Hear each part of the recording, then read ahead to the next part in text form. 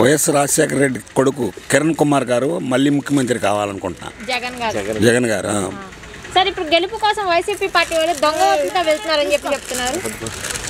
అవంతా అబద్ధం. వీళ్ళు కావాలని వాళ్ళ మీద ఇది ఇటు బురదలటమే తప్ప దొంగ ఓట్లు ఏమి లేవు. సార్ మరి షర్మిల గారు బస్సు యాత్ర గురించి మీరేం చెప్తారు? షర్మిల గారు తెగిపోయిన గాలిపటం లాంటి అమ్మాయి. ఎక్కడంటే అక్కడ ఈ పవన్ కళ్యాణ్ లాగా గబికిన అక్కడ కాసేపు ఇక్కడ కాసేపు ప్రజలు ఎవరు ఆమె మాట వినరు, నమ్మరు. సార్ మరి ఇప్పుడు చూడబోతుండే ఎంపీ శ్రీ కృష్ణదేవరాయలు గారు రాజీనామాపై మీరు ఎలా స్పందిస్తారు?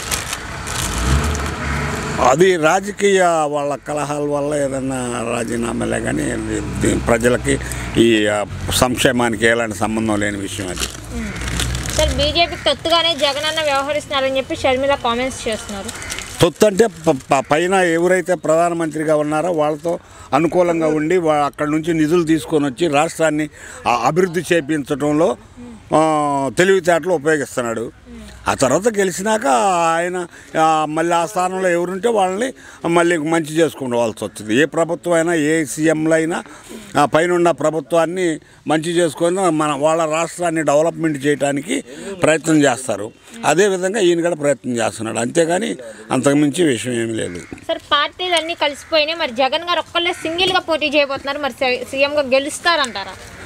ఆయన సింగిల్గా పోటీ చేస్తేనే గెలుస్తాడు. వీళ్ళు 10 మంది కాదు, ఇంకా 10 మంది వచ్చి కలిసినా కూడా వాళ్ళు ఎవరు గెలవరు.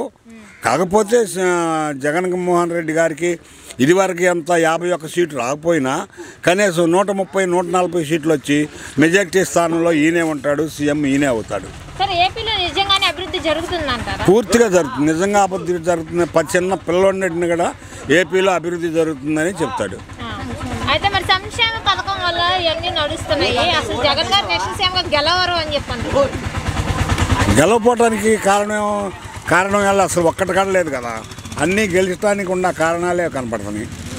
గెలవడం అని కనీసం 1000 మందికి 90 మంది ఆ సంక్షేమ పథకాలు అందుకుంటున్న వాళ్ళు ఉన్నారు. 1000 మంది జనాభాలో 85 మంది సంక్షేమ పథకాలు అందుకుంటున్నారు.